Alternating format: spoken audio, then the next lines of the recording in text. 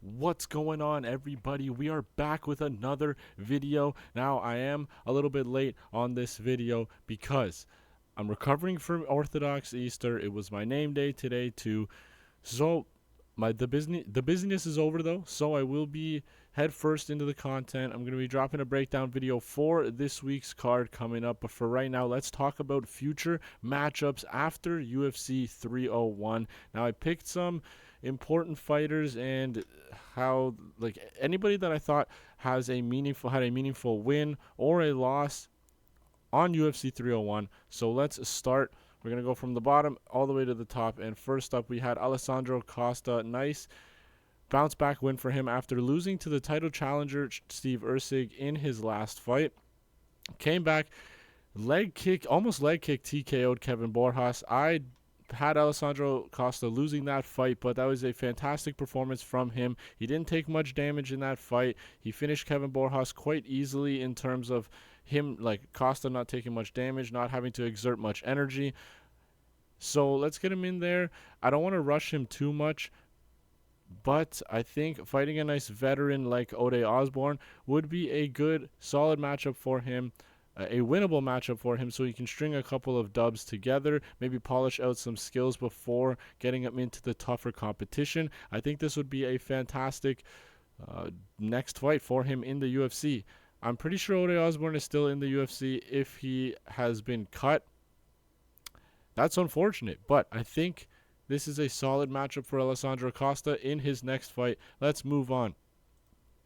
All right, so next up is Ismael Bonfim. He had a nice unanimous decision win over Vince Pichel. Now, we were expecting him to maybe go for the KO, considering that's a 41-year-old UFC fighter who hasn't been in the octagon in 2 years prior in Vince Pichel. So it was kind of unfortunate that Bonfim didn't get that finish, but I think he really wanted to ensure that he got back in that W column. He hurt Pichel a couple of times in that fight, but he didn't really go for the kill because I think he was worried about getting tagged with something, making a mistake, and then ending up losing that fight. So I don't blame him for just cruising to that unanimous decision victory. And this is another fighter that I don't want to push too quickly because of that Benoit Saint Denis loss. I think he's still very young, 28. I think he can polish out some more skills before he starts getting into those top-ranked fighters. So let's put him up against Rafa Garcia. They are around the same ranking in terms of the lightweight division. And I think it's going to be a solid matchup, a tough one.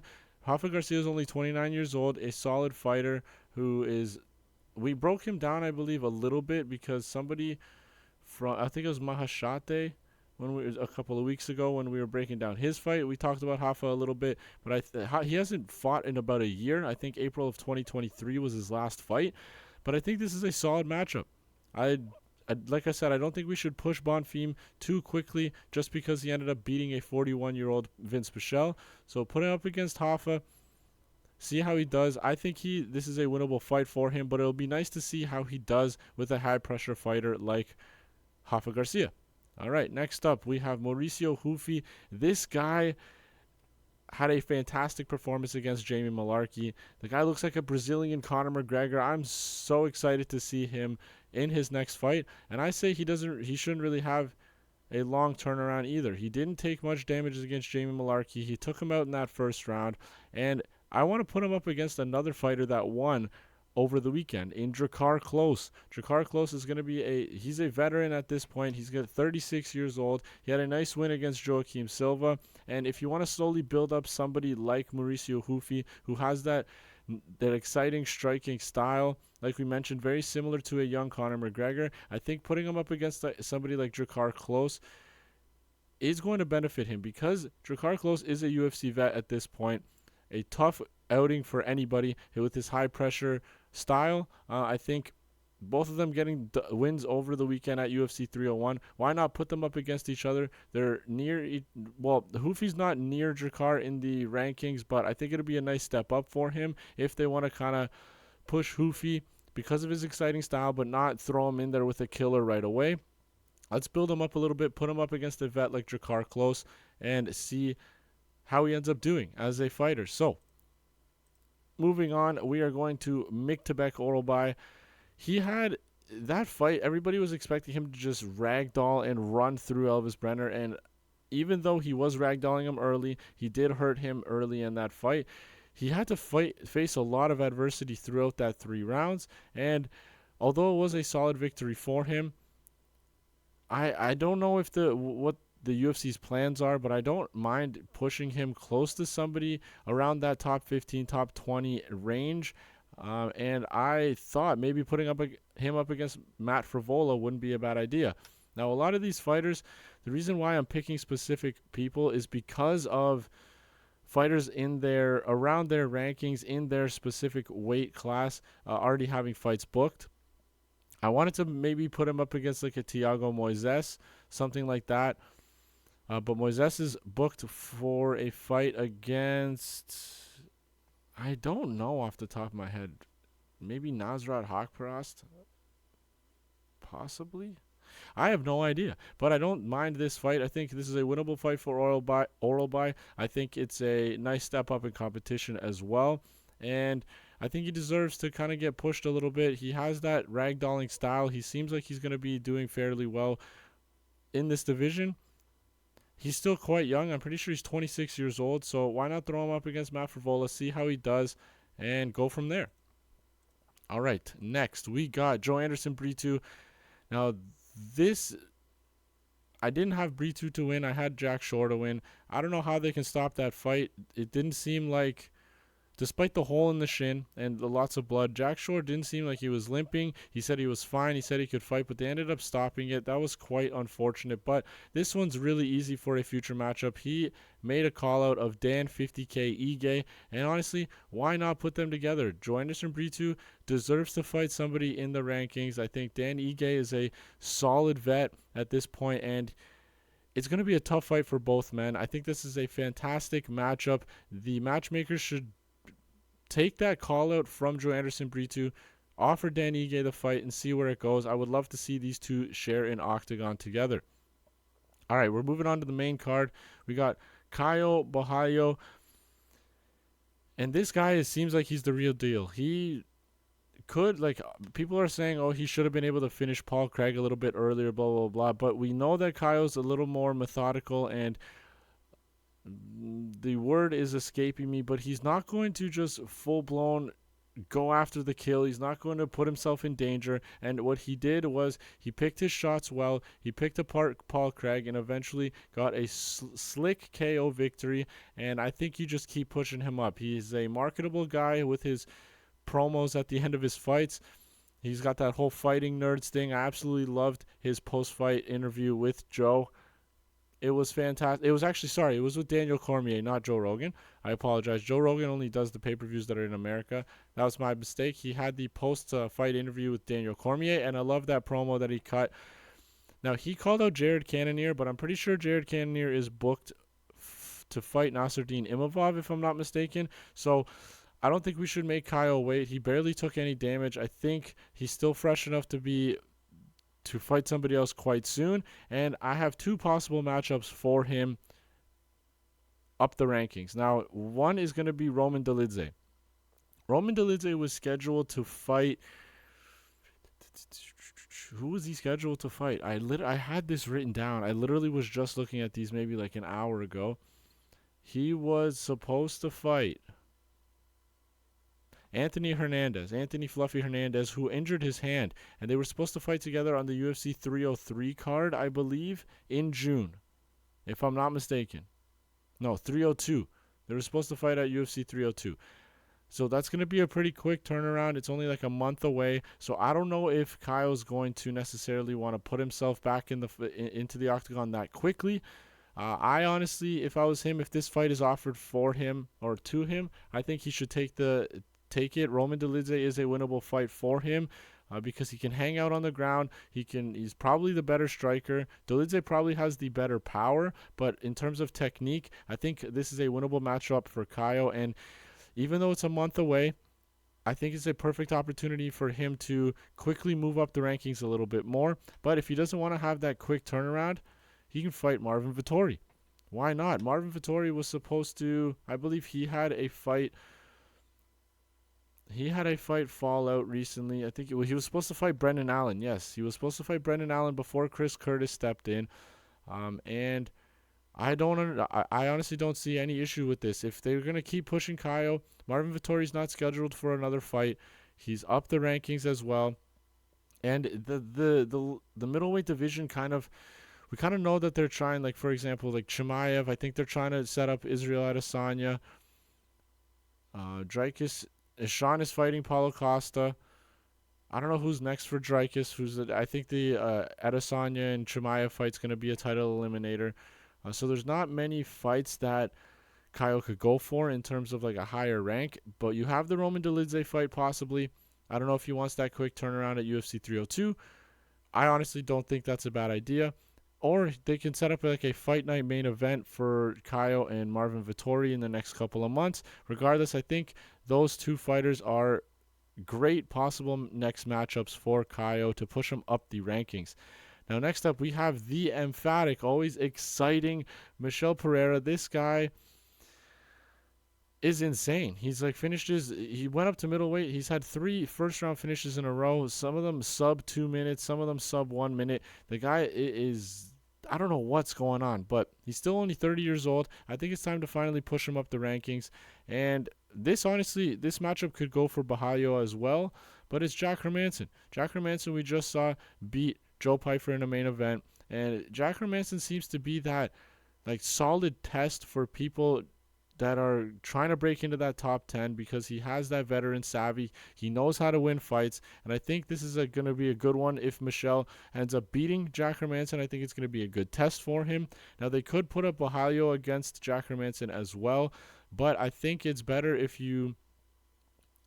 Caio's got the skills. He's got the talent. I think you push him a little bit farther up and put Michel Pereira against somebody like a Jack Hermansson. And then if Jack Hermansson ends up beating Michel Pereira, give this guy a top 5 opponent. He deserves it after his few wins. But yeah, Michel Pereira, Jack Hermansson, I honestly don't see that being a bad idea.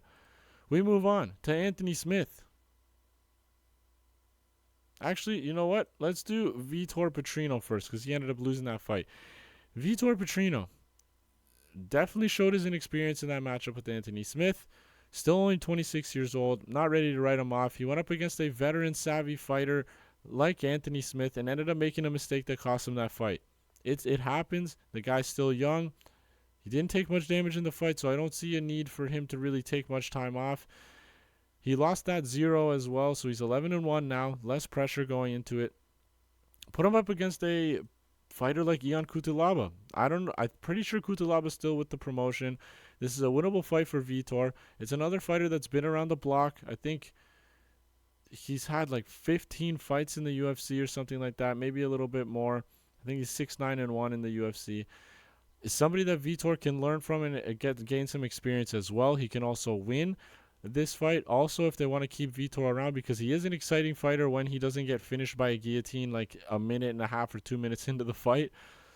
I don't even think it was that long, but I think an Ion Cutelaba matchup is not a bad idea, so we don't keep pushing Vitor up the rankings if he's not ready. Like I said, he's a young, exciting fighter. Let's not throw him to the wolves yet. Even though that Anthony Smith fight should have been a layup, it's all right. Put him up against Cutelaba, still around the same ranking. It's a fight that he can win and bounce back from and still gain some experience from as well. Now we go to the winner of that matchup, Anthony Smith. Now this one's a little tough because he beat an up-and-comer in Vitor Petrino, a nice prospect.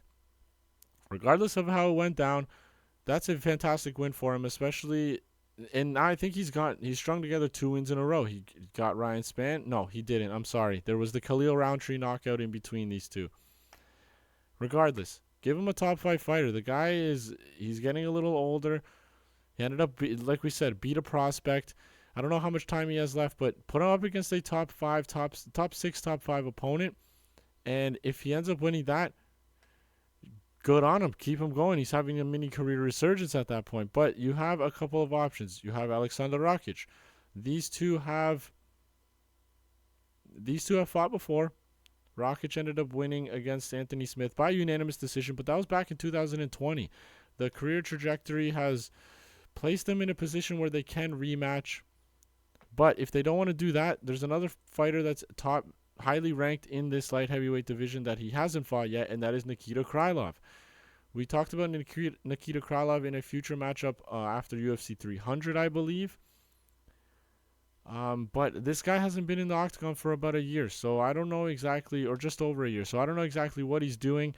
But if they don't want to do the Rakic-Anthony Smith rematch, they could possibly put these two up against each other. Anthony Smith deserves a little bit of a higher, maybe, like I said, top 6, top 5 opponent. He's getting up there in age. If he wants to go for a little run, possibly put him up against an opponent like Rakic, an opponent like Krylov. I would say put him up against Blachowicz, but I don't know what Jan's doing now with that shoulder injury, I believe. So in terms of available fighters, Alexander Rakic is not a bad idea, and Nikita Krylov could also work. All right. Next up, we got Jonathan Martinez, the loser of the co-main event. He went up against Jose Aldo, and I don't think we should write him off yet just because he lost to arguably the featherweight GOAT of the UFC. I think you put him up against another veteran like Pedro Munoz. He's still in the top 15. It's still a nice little test for Jonathan Martinez at this point in his career. I don't think Pedro has it. I don't think Pedro has any fights booked. It's going to be a nice fight. It'll be it should be mainly a striking affair, but why not throw these two together? Jonathan Martinez, it'd be a spot for him to possibly bounce back. It's also another veteran that he can learn from as well. So put him up against Pedro Munoz. Why not? Now we go to Jose Aldo. We go to the winning side of the co-main event. Now, this fight... I don't know what to do with Jose, because the bantamweight division it's kind of, so if there is oh my god, what am I trying to say here? Let's just retrack a bit. Corey Sandhagen and Umar Nurmagomedov were scheduled to fight very shortly, or not. They were recently announced to already have their fight rebooked. So a Corey Sandhagen fight, not available. Jose Aldo, I believe, has already defeated Rob Font. He's already defeated Marlon Vera. He's fought Petr Yan. You can put him up against somebody like Song Yadong. I don't think necessarily that's the route to go. I think put him up against Henry Cejudo. I don't know if Cejudo plans on continuing to fight after the loss to Merab Dvalishvili, but why not put these guys together? They're both vets of the game.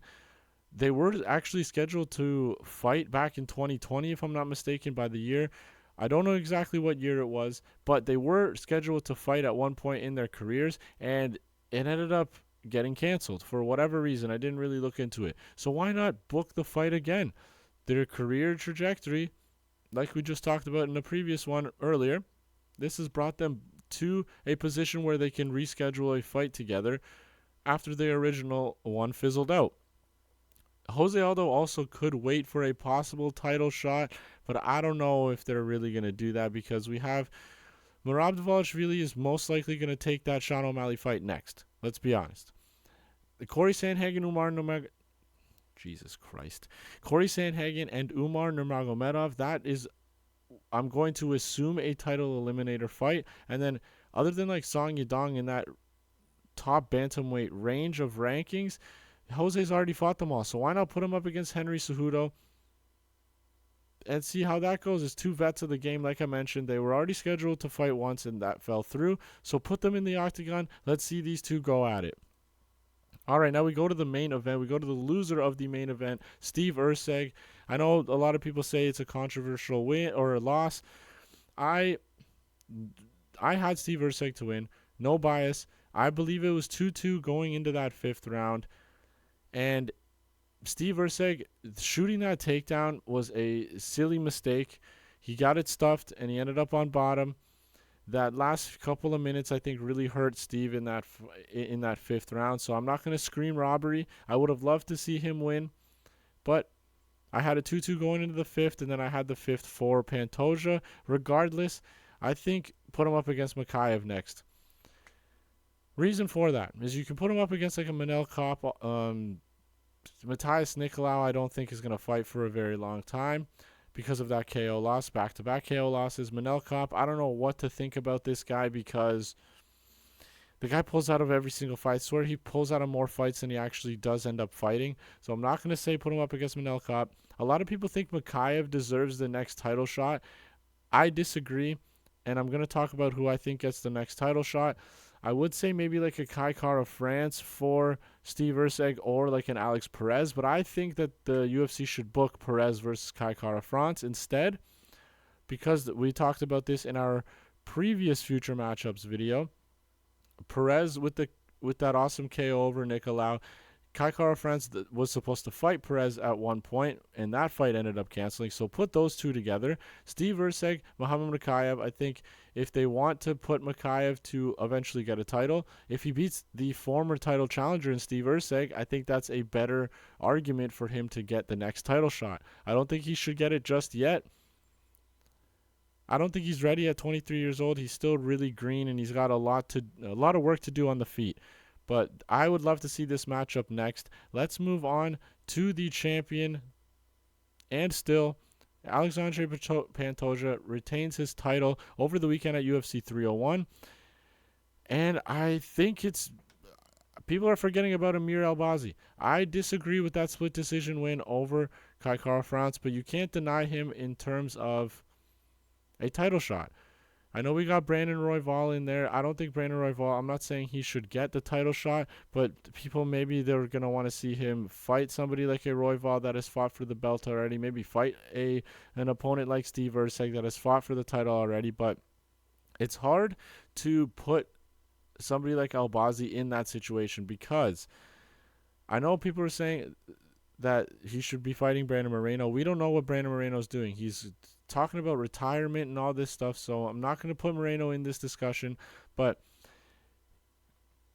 technically the split decision win, whether we agree with it or not, Albazi beat Kai Kara France. You can't put him up against Brandon Royval in a title eliminator, because if Brandon Royval wins, what are we going to do? We're going to have him lose to Pantoja, beat one more person, and then fight Pantoja again?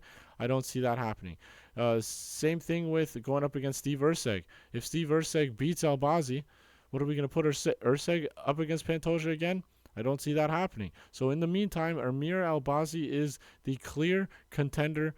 He should be the next one up to fight Pantoja. Pantoja's fought this entire division basically at this point, other than Mokaev. But if Mokaev gets through Steve Erceg, you can't deny him at that point. I think Mokaev has one more fight in him before that title shot. Put him up against Erceg. Albazi, in the meantime, can fight Alexandre Pantoja for the belt, because he arguably is the next one up. Like I said, a lot of people are forgetting about Albazi because he hasn't fought in like a year, but I think he's the next title challenger for Alexandre Pantoja at 125 pounds. Now, let me know what you guys think about these future matchups. Let me know what your perspective is on it, whether you agree or disagree. Make sure to like and subscribe on the channel for more UFC content. I will see you in my UFC St. Louis breakdown and predictions video in the next couple of days. Thanks again for watching.